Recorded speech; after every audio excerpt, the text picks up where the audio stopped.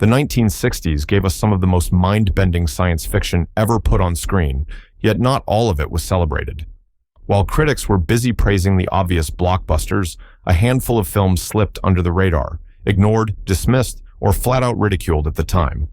But here's the twist. Many of those so-called failures turned out to be decades ahead of their time.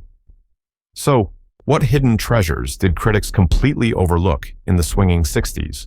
Stick around, because some of these lost gems will blow your mind more than the hits everyone remembers. The Damned, 1963. Imagine starting a film with a gang of rowdy bikers and ending it with radioactive children locked away in a bunker.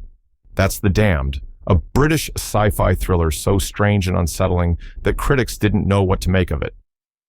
Directed by Joseph Losey, a filmmaker already on Hollywood's blacklist, the movie begins like a gritty youth rebellion story.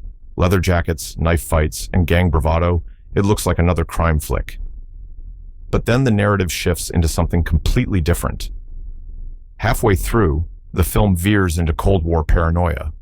Deep beneath the cliffs of Dorset, the government is secretly raising children immune to radiation, grooming them to survive a nuclear apocalypse. The twist? These kids are prisoners of the state, isolated from the outside world, doomed to a life without sunlight or freedom. What begins as pulp entertainment suddenly becomes an allegory about humanity preparing for its own destruction. Audiences in 1963 weren't ready for such bleak storytelling. Critics dismissed it as uneven, complaining that it couldn't decide if it wanted to be a juvenile delinquent drama or a sci-fi nightmare. But today, The Damned feels like one of the most prophetic films of the decade. It predicted the obsession with nuclear fallout, genetic engineering, and the sacrifice of innocence for government control. What makes it unforgettable is the tone, harsh, cynical, and uncompromising. Losey didn't offer hope or easy answers. Instead, he gave viewers a haunting question. What kind of world would raise children only to inherit a dead planet? That's why this forgotten gem stands tall now, even though critics buried it alive in the 60s. Planet of the Vampires, 1965. Before Alien made you afraid of deep space, Mario Bava's Planet of the Vampires was already giving audiences nightmares. On the surface, the film looks like a cheesy Italian import with a ridiculous title. But peel back the layers and you'll find one of the most visually daring and influential sci-fi films of its time. The story follows two spaceship crews responding to a distress call on a distant planet. Sound familiar? That's because Ridley Scott's Alien owes a massive debt to this movie. From the eerie landscapes covered in fog to the discovery of ancient alien remains inside a derelict spacecraft, the DNA of Planet of the Vampires is written all over later classics. What really makes it shine is Bava's mastery of atmosphere. Working with a microscopic budget, he created alien worlds using colored gels, smoke machines, and forced perspective tricks. The result is hypnotic. Neon skies, vast barren surfaces, and ghostly lighting that makes every scene feel like a fever dream. It looks less like a low-budget experiment and more like abstract art. Critics in the 60s weren't impressed. They called it gaudy, campy, even laughable. They missed the fact that Bava was inventing a visual language for modern sci-fi horror. His astronauts, trapped in sleek black leather uniforms, aren't noble explorers. They're vulnerable, terrified humans, possessed by alien forces that turn them against each other. Betrayal, paranoia, and death hang over every scene. Today, Planet of the Vampires is recognized for what it really was, a game changer. It proved you didn't need a Hollywood budget to craft an unforgettable sci-fi atmosphere. It influenced Alien, inspired generations of genre filmmakers, and delivered one of the most unnerving visions of space ever put on screen. Forget the silly title. This one is pure nightmare fuel. Quatermass and the Pit, 1967. When Hammer Films wasn't busy churning out gothic horrors with Dracula and Frankenstein, it took a gamble on something very different. Nigel Kneale's Quatermass and the Pit. At first glance, it looks like a simple archaeological mystery. Workers digging in London's underground stumble upon strange metallic objects buried deep below the city. But what they've unearthed isn't old Roman relics. It's the remnants of a crashed Martian spacecraft. Professor Quatermass, played with sharp intensity by Andrew Keir, realizes that the strange skulls and artifacts aren't just ancient. They're evidence that humanity itself might have been engineered by aliens. This was radical stuff for the late 60s. The film dives headfirst into ideas of evolution, genetic manipulation, and the terrifying notion that our violent instincts were implanted in us by extraterrestrial overlords. Critics at the time dismissed it as too talky and bogged down with science jargon. Audiences wanted spectacle, not scientific debates about human origins. But those very debates are what make the film so enduring. Hammer gave Neil's ideas a grim, apocalyptic scope, with London descending into chaos as the psychic influence of the Martians awakens dormant violence in the population. Riots erupt, mobs run wild, and civilization itself teeters on collapse. Visually, it's striking. The film uses eerie special effects and haunting imagery, giant demonic shadows looming over the city that still hold up. And thematically, it's one of the boldest sci-fi statements of the 60s. What if humanity isn't inherently good or evil, but simply programmed for conflict by forces beyond our control? In the 60s, critics rolled their eyes. Today, Quatermass and the Pit looks like one of the smartest and scariest explorations of human nature in science fiction history. Seconds, 1966. What would you give for a second chance at life? A new face, a new body, a brand new identity. John Frankenheimer's Seconds takes that idea and turns it into a suffocating nightmare. At the center is Rock Hudson, known then for his matinee idol charm. Here, he delivers one of his most haunting performances. The plot follows a middle-aged man recruited by a mysterious company that promises him a fresh start. Through radical surgery, he's transformed into a new person, reborn as a younger, more successful man. At first, it feels like a dream come true. But as with all Faustian bargains, the cracks begin to show. His new life is artificial, his relationships hollow, and the company's control over him absolute. Audiences in 1966 were horrified. Critics called it grotesque, bleak, even unwatchable. Hudson's fan base wasn't ready to see their charming star unravel into paranoia and despair. Yet beneath the discomfort lies a brilliant commentary on consumer culture, identity, and the illusion of happiness. Frankenheimer filmed it in stark black and white, using warped angles and unsettling close-ups that make every scene feel claustrophobic. What makes Seconds so ahead of its time is its relevance. In an age obsessed with reinvention, plastic surgery, curated social media identities, endless self-improvement, the film's warnings feel sharper than ever. It's not about a second chance at life. It's about losing yourself in the process. Critics may have buried it in '66, but today, Seconds is celebrated as a visionary work of paranoid science fiction. And Rock Hudson's daring against type performance, easily one of the boldest of his career. Journey to the Far Side of the Sun, 1969. Also known as Doppelganger, this Jerry Anderson production dared to ask a question most sci-fi fans had never considered. What if there was a duplicate Earth hiding on the opposite side of the sun, out of sight, perfectly aligned, and completely unknown to us? The film follows two astronauts sent to investigate. What they discover is both familiar and horrifying, a mirror Earth where everything looks the same, yet operates in reverse. Even they themselves appear to exist there. It's a mind-bending premise, the kind of eerie twist you'd expect in a Twilight Zone episode, but stretched into a full cinematic spectacle. Critics in 1969 weren't kind. They scoffed at the stiff acting and slow pace. But they missed the strange brilliance bubbling beneath the surface. The mirrored world becomes a metaphor for self-deception, for the idea that humanity can't escape its own flaws, even in another reality. The finale is unforgettable: disorientation, identity collapse, and a tragic ending that leaves you rattled. Visually, Anderson leaned on the same model work and effects style that made his Thunderbirds TV shows famous. While it might look dated now, the retro-futuristic design gives the film a distinct charm.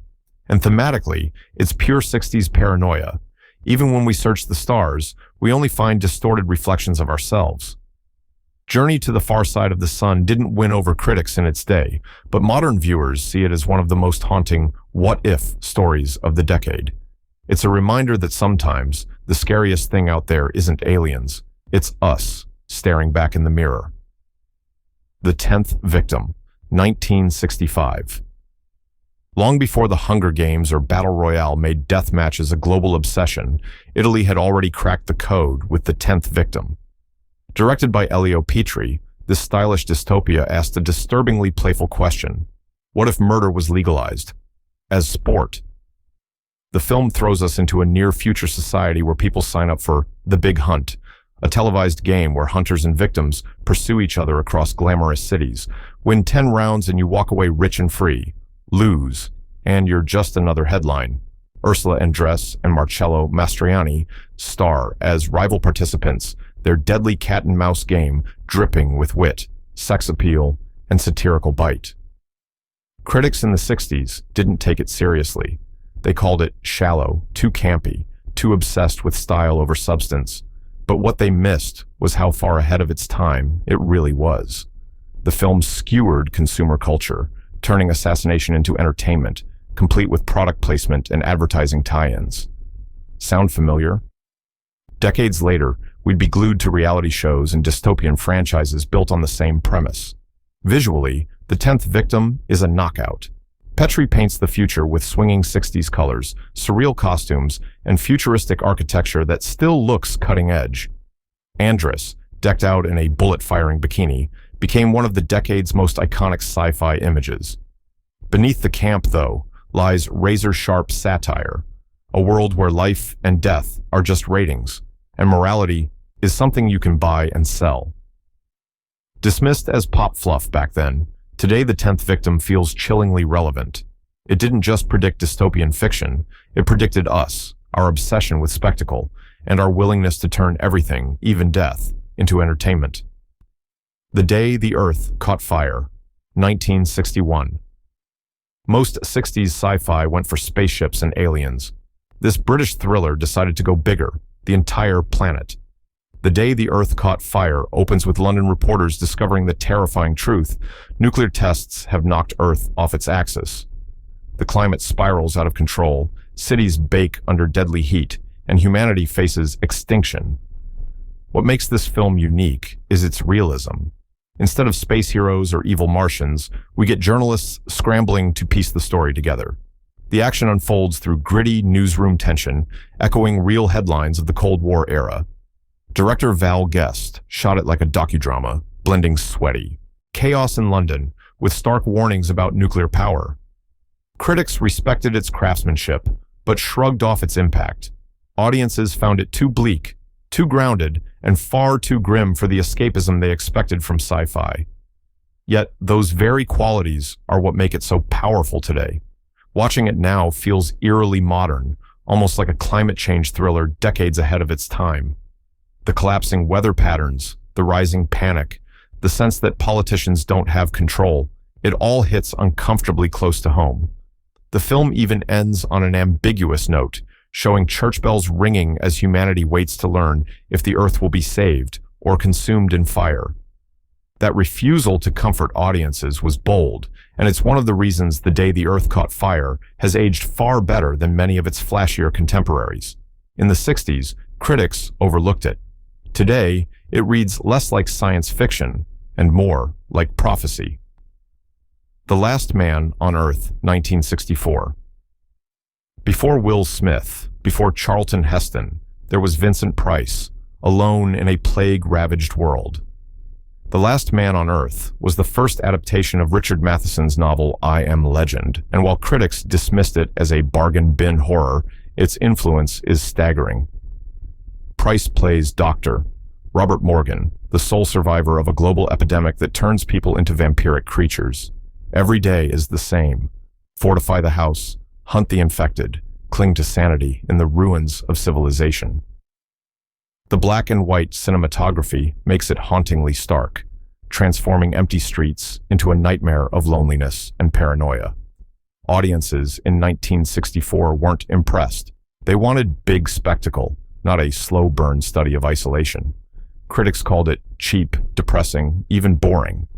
What they didn't realize is that The Last Man on Earth was laying the groundwork for the modern zombie genre. George Romero openly credited it as inspiration for Night of the Living Dead, its scenes of shuffling, undead-like creatures surrounding a barricaded house practically wrote the playbook for decades of horror that followed. What also stands out is Vincent Price himself. Known for his theatrical delivery, here he dials it down, embodying despair in a way that feels raw and human. You believe his solitude, his guilt, his desperation. It's not just a monster movie, it's a portrait of a man unraveling in silence. Dismissed in its day, The Last Man on Earth has earned its place as one of the most influential forgotten gems of 60s sci-fi. Without it, the zombie craze that dominates pop culture might never have happened. These Are the Damned, 1962. Joseph Losey wasn't done shocking audiences after The Damned. A year earlier, he delivered another strange hybrid of genres in These Are the Damned. At first glance, it plays like a rough-edged biker gang movie. Rowdy youth culture clashing with authority, petty crime, and street violence. It looks like a tough British drama of its time. But slowly, the story mutates into something far darker. Buried beneath the surface is a chilling government experiment. The damned of the title aren't the rebels on motorcycles, but a group of radioactive children hidden away in a secret bunker. These children, raised in complete isolation, are cold to the touch, incapable of surviving outside their controlled environment. They're being groomed as the last hope of humanity, engineered to endure the fallout of an inevitable nuclear war. Audiences in the early 60s weren't prepared for this shift. They came expecting a gritty youth drama and instead were delivered a disturbing science fiction allegory about innocence sacrificed to military paranoia. Critics dismissed it as unfocused, claiming it didn't know if it wanted to be social realism or speculative horror. But that dismissal overlooked just how daring it was. Watching it today, you can feel Lucy's cynicism about the Cold War seeping through every frame. The children's eerie presence, coupled with the adults' ruthless secrecy, turns the film into a nightmare about generational betrayal. Instead of offering hope, it asks an unsettling question. What's the point of surviving if survival means living in a prison built by fear? Once overlooked, These Are the Damned now resonates as one of the bleakest and most thought-provoking sci-fi films of its era. Fantastic Voyage, 1966. On paper, Fantastic Voyage sounded like pure spectacle. A team of scientists is miniaturized and injected into a human body to perform life-saving surgery from the inside.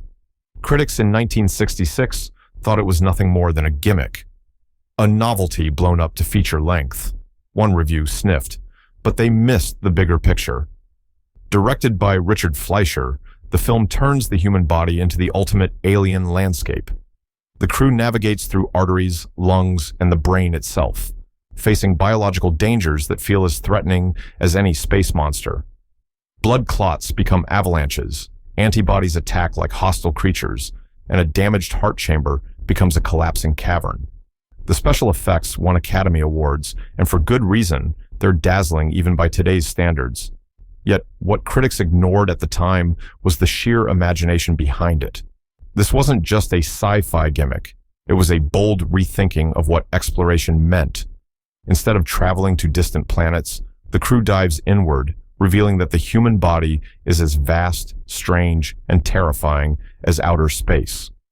The shrinking technology is never explained in detail, but the film doesn't need it. The wonder lies in the visual adventure, not the pseudoscience. And then there's the tension. The mission is sabotaged from within, turning the voyage into both a physical and psychological battle. Betrayal and survival collide in a race against the ticking clock of the body's defenses. Dismissed by critics as lightweight, Fantastic Voyage has endured as one of the most inventive pieces of 60s science fiction.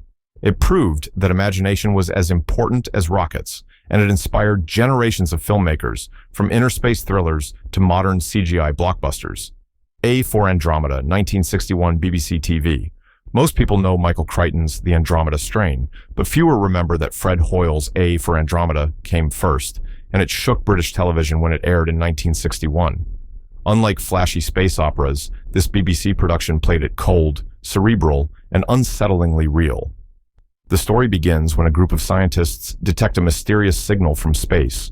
Instead of being a simple message, it's blueprints for a computer. When they build it, The machine instructs them to create something even more shocking, a living organism designed by alien intelligence. Critics at the time weren't sure what to make of it. Some praised the ambition, but many found it slow, talky, and too intellectual for mass audiences. Viewers who expected thrilling alien invasions instead got moral quandaries about science, control, and humanity's willingness to serve powers beyond its understanding. But A for Andromeda dared to go where few shows did. It asked questions about artificial intelligence decades before it became a buzzword. It explored themes of manipulation, power, and humanity's blind trust in technology.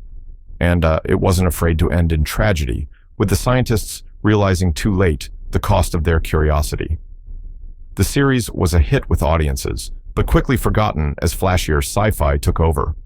Today, it looks prophetic. The notion of humans building machines they don't fully understand, machines that then dictate their actions, feels more relevant than ever. It may not have had the budget of Doctor Who or the optimism of Star Trek, but A for Andromeda planted seeds of paranoia and scientific doubt that still linger in the genre. Alphaville, 1965. Jean-Luc Godard wasn't interested in rocket ships or special effects. With Alphaville, he used the streets of Paris to conjure a futuristic nightmare ruled by logic and control. No matte paintings, no miniatures, just neon lights, brutalist architecture, and one of the coldest visions of the future ever put to film. The plot follows secret agent Lemmy Caution as he infiltrates Alphaville, a city dominated by a calculating computer called Alpha 60. Emotions are outlawed, poetry is banned, and human lives are reduced to statistics. The film looks like a mashup of hard-boiled noir and sci-fi dystopia, with trench coats and ray guns colliding in a world where love itself is treated as a rebellion. Critics in 1965 were baffled. Many dismissed it as pretentious or incomprehensible. They wanted clear storytelling, not philosophy wrapped in pulp trappings. But Godard wasn't playing by the rules.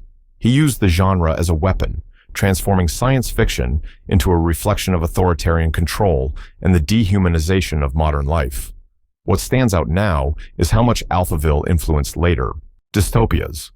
Its stark, bureaucratic city paved the way for Blade Runner's neon noir and Brazil's oppressive surrealism. The cold voice of Alpha 60, predicting humanity's doom, feels eerily similar to the algorithm-driven world we live in today. Dismissed in its own time, Alphaville is now hailed as visionary. It wasn't about futuristic gadgets, it was about the future already lurking in our everyday lives. So, there you have it. 12 sci-fi gems from the 60s that critics either misunderstood, mocked, or simply ignored, only for time to prove just how daring they really were. From radioactive children to mirror Earths, from alien-engineered evolution to dystopias hiding in plain sight, these films were decades ahead of their time. Which of these overlooked classics have you seen, and which do you think deserves a modern revival? Drop your thoughts in the comments, hit subscribe, and let's keep digging up the forgotten treasures of sci-fi history.